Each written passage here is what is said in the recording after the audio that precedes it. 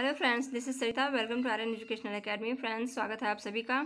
चलिए स्टार्ट करते हैं। आज हम देखते हैं सीडीपी के कुछ मेन इंपॉर्टेंट टॉपिक्स, जिसमें व्यक्तिक विभिन्नता को लेकर, स्मृति को लेकर और कल्पना, स्मृति, विस्मृति, व्यक्तिक विभिन्नता, इन सब चीज़ों को हम थोड़ा देखेंगे कि किस तरीके के क्वेश्चंस बनते हैं और क्या इम्पॉर्टेंट है। कुछ इससे लेकर के कुछ मतलब किसने क्या कहा है, कुछ कथन को इंक्लूड किए हैं इसमें हम, और कुछ फैक्ट क्वेश्चंस और कुछ टॉपिक से रिलेटेड चीज़ें, कुछ तथ्य देखेंगे कि इसमें क्या कुछ इंपॉर्टेंट हो सकता है। तो देखते हैं कि पहले व्यक्ति की विभिन्नता को की हम बात करें कि व्यक्ति की विभिन्नता है क्या। तो फ्रेंड्स, यहाँ जान लेना यह ज़रूरी है कि ये चीज़ जो है एक कॉन्सेप्ट है। कॉन्सेप्ट आपका क्लियर होगा तो आप क्वेश्चंस कर पाओगे। इसके बाद क्वेश्चंस की सीरीज आएगी, क्वेश्चन जो आएगी तो उस पर आप आपका नॉलेज बना होगा तो आप अच्छा कर पाओगे। तो फ्रेंड्स, चलिए स्टार्ट करते हैं। प्रकृति का नियम है कि संपूर्ण संसार में कोई भी दो व्यक्ति पूर्णतः एक जैसे नहीं होता। जैसे क्वेश्चन बनते हैं बच्चों के बारे में, तो हम यहाँ पे देखेंगे कि बच्चे भिन्न भिन्न होते हैं, पूर्णतः एक जैसा नहीं हो सकते, उनमें कुछ ना कुछ भिन्नता अवश्य होती है। मतलब कहने का ये है कि सभी बच्चे एक जैसे नहीं होते हैं, भिन्न भिन्न होते हैं और उनमें भिन्नता होती है। उनमें भिन्नता होती है। हम बात कर रहे हैं बच्चों की, तो सभी बच्चे एक जैसे नहीं होते। कुछ प्रतिभाशाली होते हैं तो कुछ बच्चे थोड़े से वीक होते हैं, तो सभी बच्चों को लेकर चलना होता है। क्वेश्चन इस तरीके से बनते हैं, तो आप ये ध्यान रखें कि सभी बच्चे भिन्न भिन्न नहीं होते हैं। सभी बच्चे भिन्न भिन्न होते हैं, एक जैसे नहीं होते हैं। व्यक्ति विभिन्नता सब में होती है। अब देखते हैं कि किसने क्या कहा है। देखिए, कथन है स्किनर का, व्यक्तिक विभिन्नताओं से हमारा तात्पर्य व्यक्तित्व के उन सभी पहलुओं से है जिनका मापन व मूल्यांकन किया जा सकता है। तो ये कथन था स्किनर महोदय का। बिल्कुल, आप ये कोटेशंस आते हैं कि ये किसने कहा है तो आप ध्यान दीजिएगा, ये स्किनर महोदय का कथन था। आगे बढ़ते हैं। देखिए, शरीर के आकार और रूप, शारीरिक कार्य, गति की क्षमताओं, बुद्धि, उपलब्धि, ज्ञान, रुचियों, अभिवृत्ति और व्यक्तित्व के लक्षणों के मापन की जाने वाली विभिन्नताओं का अस्तित्व सिद्ध हो चुका है। ये कहा है टायलर महोदय ने, टायलर ने ये कहा है। तो ये कुछ कोटेशंस हैं, कथन हैं जो कि इम्पॉर्टेंट हैं। सो फ्रेंड्स, आप ध्यान दीजिएगा, ये इम्पॉर्टेंट कथन जो है ये कौन सा किसका है आ सकता है, तो आपको इस पर ध्यान देना है। तो चलिए देखते हैं आगे कि अगला क्या है। अगला देखिए, जेम्स ड्रेवर का भी मोस्ट इंपॉर्टेंट है, ये आपको ध्यान देना होगा। कोई व्यक्ति अपने समूह के शारीरिक तथा मानसिक गुणों के औसत से जितनी भिन्नता रखता है उसे व्यक्ति भिन्नता कहते हैं। व्यक्तिगत भिन्नता किसे कहते हैं? व्यक्तिगत भिन्नता का अर्थ हुआ कि एक व्यक्ति के वो जो अपने समूह में, एक व्यक्ति जैसा है वो अपने समूह में शारीरिक मानसिक गुणों के औसत के अनुसार वो जितनी भिन्नता रखता है उसे व्यक्तिगत विभिन्नता कहते हैं। अब देखिए, कितने प्रकार की हो सकती हैं विभिन्नताएं आपकी। व्यक्ति विभिन्नताओं के कुछ प्रकार है। बुद्धि स्तर पर आधारित विभिन्नता, शारीरिक विकास में विभिन्नता, उपलब्धि में विभिन्नता, अभिवृत्ति में विभिन्नता, व्यक्तिगत विभिन्नता, गत्यात्मक योग्यताओं में विभिन्नता, लिंग विभिन्नता, जाति या राष्ट्र संबंधी विभिन्नता, सामाजिक विभिन्नता, संवेगात्मक विभिन्नता और विशिष्ट योग्यताओं में विभिन्नता। फ्रेंड्स, जहाँ पे आपको कुछ ऐसा लगेगा इंपॉर्टेंट, उसको आप स्क्रीनशॉट ले लीजिएगा या फिर नोट करते रहिएगा वीडियो को पॉज करके। मोस्ट इंपॉर्टेंट ये कुछ टॉपिक हैं। मानसिक योग्यताओं में व्यक्तिक विभिन्नता, देखिए जैसे मानसिक योग्यताओं को अगर हम लेते हैं तो देखिए, मानसिक योग्यताओं में व्यक्तिक विभिन्नता क्या होगा? बुद्धि स्तर पर आधारित विभिन्नता, ज्ञानोपार्जन में विभिन्नता और अभिवृत्ति में विभिन्नता, संवेगात्मक विभिन्नता, रुचि संबंधी भेद, मूल प्रवृत्तियों में विभिन्नता, व्यक्तित्व संबंधी विभिन्नता। तो ये कुछ फैक्ट थे। वैयक्तिक विभिन्नताओं का शिक्षा में प्रभाव और महत्व देखेंगे हम। शिक्षा में प्रभाव होता है तो किस तरीके से व्यक्तिगत विभिन्नता को हम देख सकते हैं। छात्रों का वर्गीकरण करने में, व्यक्तिगत शिक्षण में और शिक्षण विधियों में, बालकों की रुचि में, कक्षा के आकार में और पाठ्यक्रम के विभिन्नीकरण में। देखिए, वैयक्तिक विभिन्नता से यहाँ पे कुछ मोस्ट इंपॉर्टेंट चीजें हैं, इसे आप ध्यान दीजिएगा। वैयक्तिक विभिन्नता जो है,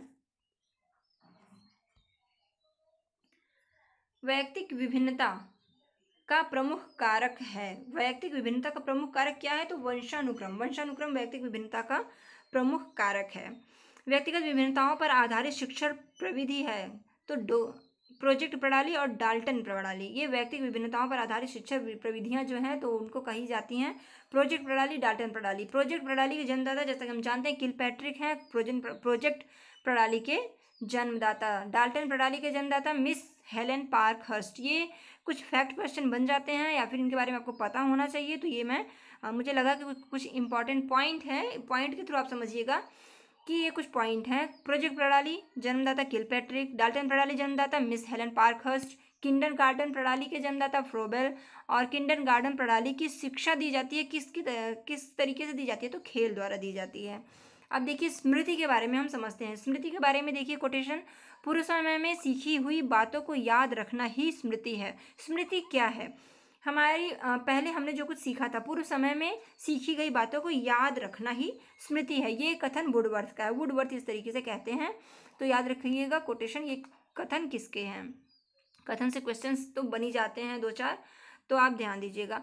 स्मृति से तात्पर्य अतीत की घटनाओं की कल्पना करना और इस तथ्य को पहचान लेना भी ये अतीत के अनुभव हैं। स्मृति का अर्थ क्या हुआ? स्मृति से तात्पर्य मैकडूगल का कहना है कि कल्पना करना, घटनाओं की कल्पना करना और उस तथ्य को पहचान भी लेना कि ये अतीत का अनुभव, ये जान लेना, ये महसूस कर लेना, इमेजिन करके कि ये जो था ये मेरा अतीत था, अतीत का अनुभव है, तो ये स्मृति कहलाती है। ये मैकडूगल के तरीका था। संवेदी स्मृति, देखिए एक सेंसरी मेमोरी होती है जो 4 सेकंड तक रहती है, सेंसरी मेमोरी। और अल्पकालिक स्मृति जो होती है, शॉर्ट टर्म मेमोरी, वो कितनी, उसकी अवधि कितनी होती है, तो 20 सेकंड होती है। ये भी कुछ मेन फैक्ट है इंपॉर्टेंट, तो आप देखते रहिएगा। जो आपको इंपॉर्टेंट लगे स्क्रीनशॉट ले लीजिए या फिर पॉज करके नोट कर लीजिए। तो संवेदी स्मृति 4 सेकंड और अल्पकालिक स्मृति जिसे शॉर्ट टर्म मेमोरी आपकी 20 सेकंड की होती है। स्मृति की सर्वश्रेष्ठ प्रणाली कौन सी है? तो पहचानना सर्वश्रेष्ठ प्रणाली है, पहचानना। स्मृति पर सर्वप्रथम प्रयोग किया, स्मृति पर सर्वप्रथम प्रयोग किसने किया? एबिंगहॉस ने किया। स्मृति के प्रकार देखिए कुछ हैं, तो ये व्यक्तिगत स्मृति, अव्यक्तिगत स्मृति, तत्कालिक स्मृति, स्थायी स्मृति, सक्रिय स्मृति, निष्क्रिय स्मृति, रटंत स्मृति, तार्किक स्मृति, सच्ची अथवा शुद्ध स्मृति, आदत स्मृति, मनोवैज्ञानिक स्मृति, शारीरिक स्मृति और इंद्रिय अनुभव स्मृति। स्मृतियाँ इतने प्रकार की होती हैं। स्मृति के आधार अथवा अंग हैं। स्मृति के अंग कितने हैं? देखिए यहाँ से क्वेश्चन बनता है। स्मृति के 4 अंग हैं, सीखना, धारण, पुनःस्मरण और पहचान। सीखना, धारण, पुनःस्मरण और पहचान, ये 4 अंग हैं सीखने के। सीखना, धारण, पुनःस्मरण और पहचान। स्मृति का अंग नहीं है। अब जब वो सब है तो कौन सा स्मृति का अंग नहीं है? स्मृति का मतलब कि जो हमारी पुरानी चीज़ें हैं वो हमें याद आ जाएं। तो कौन सा नहीं है? तो चिंतन करना, तर्क करना, ये स्मृति का अंग नहीं है।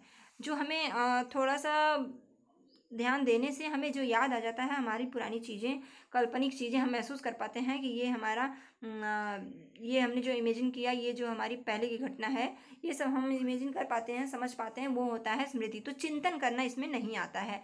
अच्छी स्मृति की विशेषता क्या होगी? शीघ्र अधिगम, बहुत ही जल्दी हम सीख जाएं। शीघ्र अधिगम मीन्स बहुत ही जल्दी सीख जाएं, ये अच्छी स्मृति की विशेषता है। शीघ्र स्मरण ये भी है, और अनावश्यक बातों की विस्मृति, बिल्कुल फ्रेंड्स, शीघ्र अधिगम, हम जल्दी से सीख जाएं और शीघ्र स्मरण, जल्दी से हमें याद आ जाए, ये अच्छी स्मृति की विशेषता होती है। और अच्छी स्मृति हम उसे भी कहते हैं कि अनावश्यक जो चीज़ें ज़रूरी नहीं हैं, हम अगर हमारा माइंड तैयार हो गया, ये मान लिया है कि ये चीज़ ज़रूरी नहीं है हमारे लिए, तो उसे हम जितनी जल्दी से जल्दी विस्मृत कर दें तो वो सबसे बेस्ट स्मृति होती है। कि गलत चीज़ों को अवॉइड करना, उसको विस्मृत कर देना, भूल जाना। वास्तविक स्मृति में याद किया जाता है तो क्रमबद्धता से। वास्तविक स्मृति वो होती है जिसमें हम स्टेप बाय स्टेप याद कर लेते हैं, वो वास्तविक स्मृति कहलाती है, स्टेप बाय स्टेप याद करना। पुनः स्मृति में बाधा उत्पन्न करता है, तो क्या बाधा उत्पन्न करता है? भय, चिंता, परेशानी। बिल्कुल आप देखते होंगे, आप एग्जामिनेशन हॉल में बैठे हों और अगर किसी तरह का फ्रस्ट्रेशन है आपको कि पता नहीं क्या होगा, कैसा क्वेश्चन आएगा, कैसा पेपर आएगा, अगर आप कूल नहीं हो, अगर आप फ्रस्ट्रेट हो, तो वहाँ पे भय, चिंता, परेशानी, ये सारी चीज़ें आपको क्वेश्चन को किस तरीके से करना है, मतलब कुछ आती हुई चीज़ों को विस्मृत कर देता है, याद करने में बाधा भी उत्पन्न करता है, याद ही नहीं आती है कोई चीज़। तो यहाँ पर देखिए, आप भय, चिंता, परेशानी हो गई जो बाधा उत्पन्न करती है याद करने में। तो आपको अपने एग्जामिनेशन हॉल में बिल्कुल कूल होकर बैठना है कि नहीं मैं कर लूँगा, कॉन्फिडेंट होकर बैठना है। सीखी हुई कोई भी क्रिया मस्तिष्क में अंकित हो जाती है, उसे क्या कहते हैं? तो स्मृति चिन्ह यही होता है, जो सीखी हुई कोई भी क्रिया एक इमेजिनेशन के थ्रू एक साइन समझ लीजिए कि वो अंकित हो जाती है, छप जाती है, तो वो स्मृति चिन्ह कहलाता है। और अच्छी स्मृति की प्रथम प्रमुख विशेषता है शीघ्र याद हो जाए, वही सबसे बेस्ट होता है। सबसे पहले प्रथम प्रमुख विशेषता है कि जल्दी से कोई भी चीज़ याद करें तो याद हो जाए। विस्मृति क्या होती है? अब देखिए, विस्मृति भूतकाल के किसी अनुभव को वर्तमान चेतना में लाने की असफलता। ये क्वेश्चन बनते हैं और असफलता के जगह पे सफलता लिख दिया जाता है तो कंफ्यूजन हो जाता है। ध्यान दीजिएगा, भूतकाल के किसी अनुभव को वर्तमान चेतना में लाने की असफलता को विस्मृति कहते हैं। बिल्कुल सही है कि हम नहीं ला पाते हैं उसको वर्तमान चेतना में, तो वो भूल गए हैं हम। अगर ला पाने में सक्षम हो पाते हैं, सफल हो पाते हैं, तो वो स्मृति, और नहीं ला पाए तो विस्मृति। तो विस्मृति दो प्रकार की होती है, एक सक्रिय विस्मृति और निष्क्रिय विस्मृति। विस्मृति के दो प्रकार है, सक्रिय और निष्क्रिय विस्मृति। जब व्यक्ति किसी बात को भूलने का प्रयत्न करके उसे भुला देता है, जब व्यक्ति किसी बात को भूलने का प्रयत्न करता है और उसे आसानी से वो भुला सकता है, भुला पाता है, तो वो सक्रिय विस्मृति कहलाएगा। सक्रिय विस्मृति कि मतलब हमने जो सोचा हमने कर लिया, हम भूलना चाह रहे हैं किसी चीज़ को तो हम उसे भूल पाए आसानी से, तो वो सक्रिय स्मृति कहलाती है। और सीखी हुई वस्तु को धारण और पुनः स्मरण करने में असफल होना, जो सीख चुके हैं उसे हम अपने कॉन्सेप्ट में बैठा पाएँ और उसे हम फिर से उसे रिवाइज कर पाएँ, अगर नहीं कर पाते, कॉन्सेप्ट में नहीं बैठा पाते हैं, तो वो विस्मृति कहलाती है, वो भूलना कहलाता है।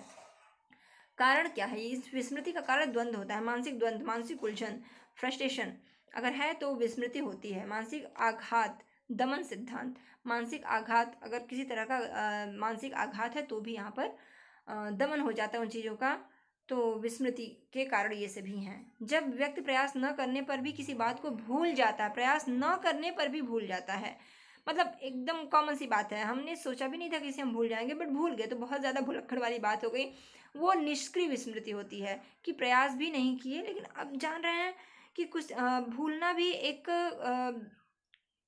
नॉर्मल सी प्रक्रिया है, ज़रूरी भी है। सारी चीज़ें अगर याद ही रहेंगी तो कितना कुछ आप माइंड में रखोगे, तो भूलना भी ज़रूरी है। जब व्यक्ति प्रयास न करने पर भी किसी चीज़ को भूलता है, मतलब सोचा भी न गया हो, प्रयास न किया जाए उसको भूलने का, तो भी भूल जाता है, वो निष्क्रिय विस्मृति कहलाती है।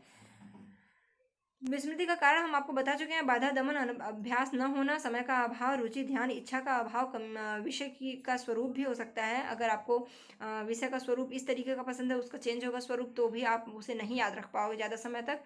दोषपूर्ण विधि, सीखने की दोषपूर्ण विधि, मानसिक आघात, मानसिक द्वंद्व, मानसिक रोग, मादक वस्तुओं का प्रयोग और स्मरण करने की इच्छा, मोस्ट इम्पॉर्टेंट, स्मरण करने की इच्छा अगर नहीं है तो विस्मृति होना लाजमी है। देखिए, परीक्षा दृष्टि मोस्ट इम्पॉर्टेंट फ्रेंड्स, इसलिए मैं इन चीज़ों को लेकर के आई हूँ क्योंकि ये है तो वन लाइनर फैक्ट है, अगर आपको कहीं मिलेगा तो आप पढ़ भी लोगे, बट ज़रूरी है। जो फर्स्ट अभी अटेम्प्ट कर रहे हैं, जिनका अभी पहली बार एग्ज़ाम है, वो इस तरीके की चीज़ों को इकट्ठा करने में बहुत समय लगता है, और इकट्ठी चीज़ें जब कहीं मिलती हैं तो उन्हें बस याद करना होता है। तो देखिए, आपके लिए बहुत इंपॉर्टेंट चीज़ है, जैसे प्रश्न बनते हैं विस्मृति कम करने के उपाय, आप पढ़ चुके हैं तो आप कर सकते हैं, बताइए क्या होगा। पाठ की पुनरावृत्ति विस्मरण स्मृति का एक नकारात्मक या ऋणात्मक पक्ष है। गेल्डार्ड, देखिए यहाँ पे मुझे ये मोस्ट फैक्ट मिला जिसलिए मैंने इसे इंक्लूड किया। गेल्डार्ड 1963 के विस्मरण को एक नकारात्मक धारणा माने हैं। अब यहाँ पे क्वेश्चन हो सकता है कि नकारात्मक धारणा गेल्डार्ड ने कब माना या किसने माना, तो गेल्डार्ड ने 1963 के विस्मरण को एक नकारात्मक धारणा माना है। इस प्रकार पाठ की पुनरावृत्ति द्वारा ही धारणा रिटेंशन को बढ़ाया जा सकता है और विस्मृति को कम किया जा सकता है। ये तो कुछ बातें हुई और ये कुछ क्वेश्चंस हैं। पुनः स्मरण की असफलता क्या कहलाती है? सीखी हुई बातों को स्मरण करना, ये सब आप पढ़ चुके हैं, ये आप अगर लेना चाहें तो आप स्क्रीनशॉट ले लें। निम्नलिखित में से स्मरण करने की कौन सी विधि है? मिश्रित विधि और विचार साहचर्य विधि। देखिए ये इंपॉर्टेंट है। मिश्रित विधि और विचार साहचर्य विधि, इन दोनों से स्मरण की ये मुख्य विधियां हैं। मिश्रित विधि, विचार साहचर्य विधि, ये क्वेश्चन में आए हुए हैं, इसलिए यहाँ लिखा था परीक्षा दृष्टि, परीक्षा की दृष्टि से ऐसे क्वेश्चन बने हैं। तो पहचानना, धारण, पुनर्स्मरण और सीधा संबंध स्मृति से विशेष, ये मैंने बता चुकी हूँ मैं। ये देखिएगा, सीखी हुई वस्तु का सीधा उपयोग, उपरोक्त कथन किसका है? तो वुडवर्थ के अनुसार बुद्धि कार्य करने की एक विधि है, अर्थात स्मृति जो है सीखी हुई वस्तु का सीधा उपयोग है वुडवर्थ के अनुसार। ये कोटेशन वुडवर्थ का है, आता है क्वेश्चन। वुडवर्थ ने क्या कहा है? बुद्धि कार्य करने की एक विधि है, अर्थात ये भी कह सकते हैं कि स्मृति जो है सीखी हुई वस्तु का सीधा उपयोग है। सीखी हुई चीज़ को हम यूज़ कर सकते हैं, सीधा उसका उपयोग कर सकते हैं, तो वो बुद्धि कहलाती है, स्मृति कहलाती है। स्मृति एक क्षमता है, विशेषता क्या है कि जिसके सहारे उद्देश्यपूर्ण कार्य किए जाते हैं, विवेकशील चिंतन करता है, वातावरण के साथ प्रभावकारी ढंग से समायोजन, एडजस्टमेंट हो पाता है, वो हमारा स्मृति कहलाता है। स्मृति मापन के लिए देखिए, निम्न में से किस विधि का उपयोग स्मृति के मापन के लिए नहीं किया जाता? तो स्मृति वह भंडारण क्षमता है जहाँ वह पूर्व की विषय वस्तु को याददाश्त के रूप में संचित किया जाता है तथा आवश्यकता अनुरूप उसे तत्कालिक परिस्थितियों में याद कर लिया जाता है। वुडवर्थ के अनुसार स्मृति का आयाम नहीं है। देखिए आपको बताया गया था ना क्या क्या है, सीखना, चारण करना और प्रत्याहन, ये तीन चीजें नहीं है वुडवर्थ के अनुसार। स्मरण से तात्पर्य पूर्व सीखे गए विषयों या पाठों को चेतना में लाने में होता है। स्मरण की प्रक्रिया एक जटिल प्रक्रिया होती है जिसमें 4 तरह की उपक्रियाएं होती हैं। क्या क्या है देखिए, सीखना, चारण करना, प्रत्याहन और पहचान करना, ये 4 तरह की उपक्रियाएं हैं। इसे आप स्क्रीनशॉट ले सकते हैं, ये आपके लिए यूज़फुल होगा। स्मरण से तात्पर्य पूर्व सीखे गए विषयों या पाठों को चेतना में लाने से होता है, ये आप समझ सकते हैं। और ये एक जटिल प्रक्रिया होती है। इसके 4 उपक्रियाएं हैं, ये इंपॉर्टेंट है। इसकी 4 उपक्रियाएं होती हैं, सीखना, चारण करना, प्रत्याहन और पहचान करना। तो चलिए आगे बढ़ते हैं। संघनन सिद्धांत निम्न में से किससे संबंधित है? संघनन सिद्धांत स्मृति से संबंधित है। अगर पूछा जाए स्मृति किससे संबंधित है तो संघनन सिद्धांत और स्मृति का रिलेशन है, तो ये आपको पता होना चाहिए, इसलिए मैंने इसे भी इंक्लूड किया। कल्पना क्या होता है? इमेजिनेशन।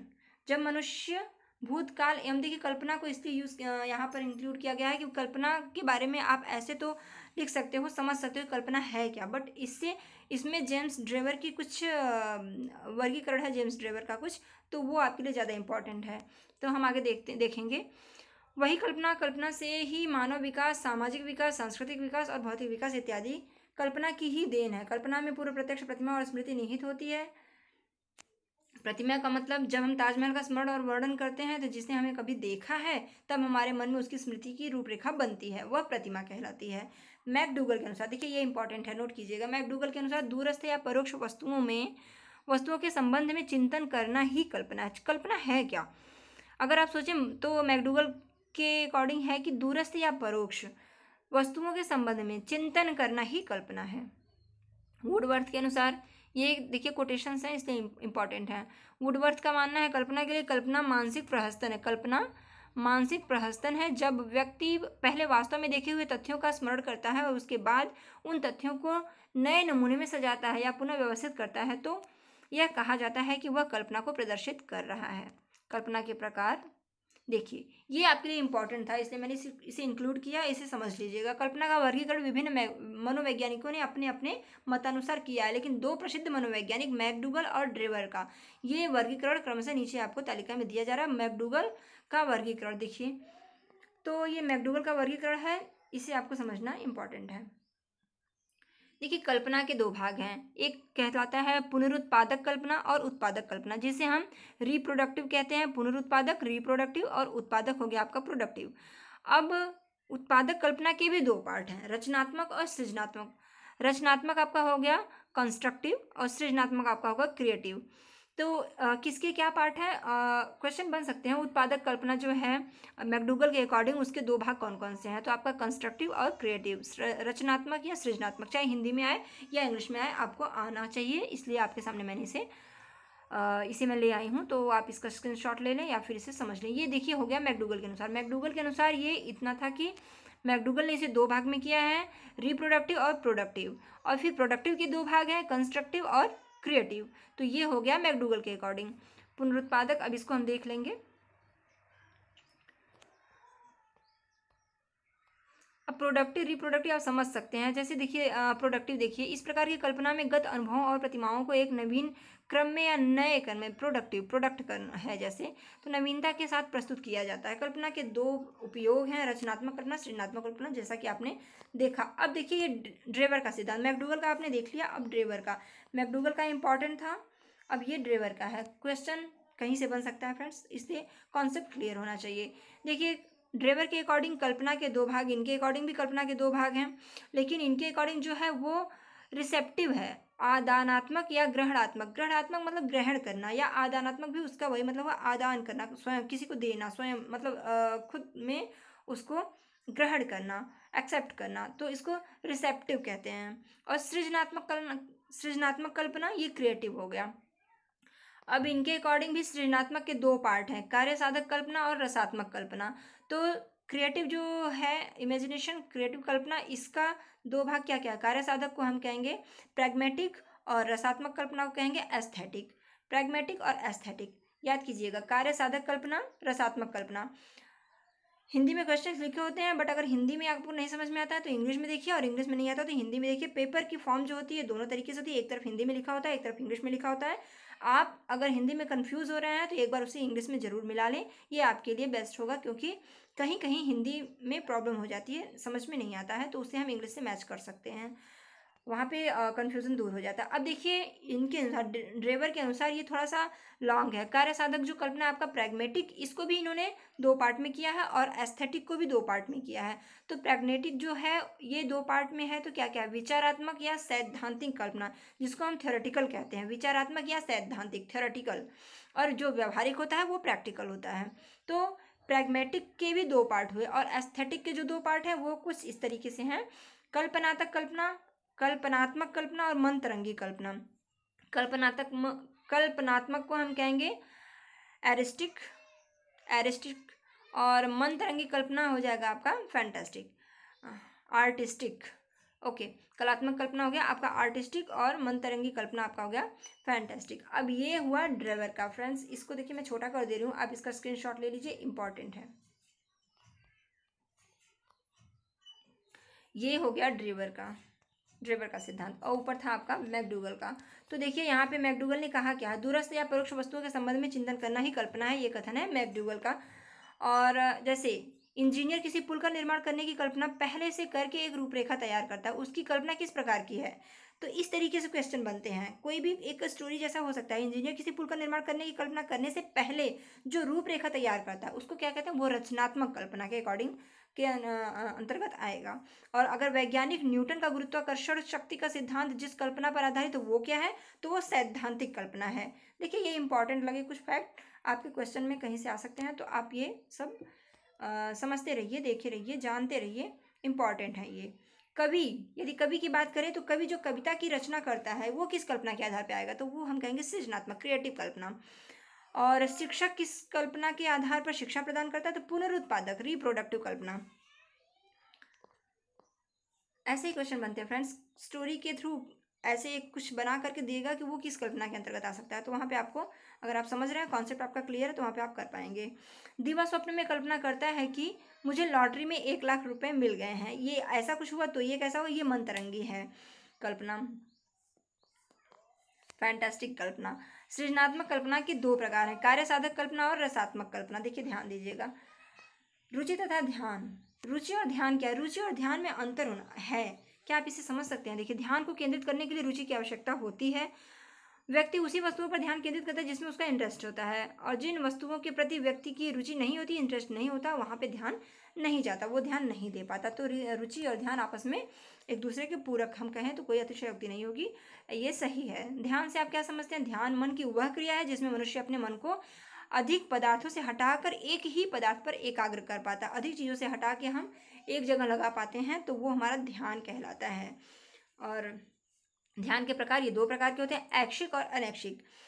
रुचि के प्रकार, रुचि देखिए, रुचि भी दो प्रकार की होती है, एक जन्मजात रुचि होती है और एक अर्जित रुचि होती है। जो पहले से हमारे अंदर वो जन्मजात रुचि है, और अर्जित रुचि जो कुछ हम लाइफ में आने के बाद सीखते हैं वो अर्जित रुचि है।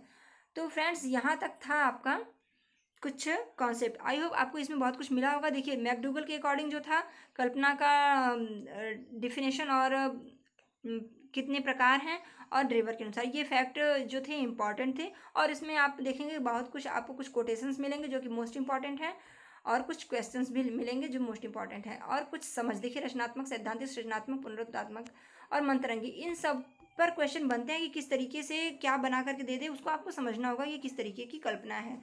सो फ्रेंड्स आज के लिए बस इतना ही। देखिएगा इसे आगे हम बाल विकास के सिद्धांत को लेकर के आएंगे, बाल विकास में कुछ क्वेश्चन किस तरीके से बनते हैं और कॉन्सेप्ट क्या है। तो देखते रहिएगा आर्यन एजुकेशनल एकेडमी, और प्लीज़ सब्सक्राइब कर लीजिए, क्योंकि घर बैठे आपको कोई साधन तो चाहिए, तो हमारा चैनल जो है आपकी तैयारी के लिए तत्पर है। CTET का पूरा प्रिपरेशन सभी सब्जेक्ट से रिलेटिव आपको मिलेगा, पेडागोजी और प्लस कॉन्सेप्ट बेस्ड क्वेश्चन सभी मिलेंगे। तो फ्रेंड्स जैसा भी कुछ सुझाव दीजिए, देना हो तो कमेंट कीजिएगा। और बस आज के लिए और कुछ नहीं, बस इतना ही। अच्छा लगा हो हमारा सेशन तो लाइक कर दीजिए प्लीज़, सब्सक्राइब। Okay bye.